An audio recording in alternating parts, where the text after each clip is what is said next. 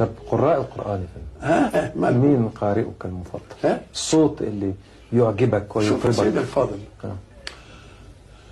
القرآن ده لما تيجي لناحية أحكامه وأحكام أحكامه كان الشيخ الحصري، لأنه دقيق في أحكامه. فإن أريت الفن الأدائي في الانتقال من المقامات كده اللي يسحب اللي مش عارف الشيخ مصطفى. فإن رأيت حلاوة الصوت يبقى الشيخ عبد الباسط.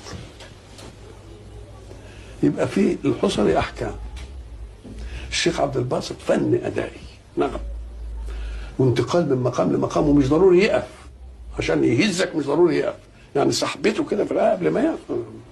الشيخ عبد الباسط حلاوة الصوت.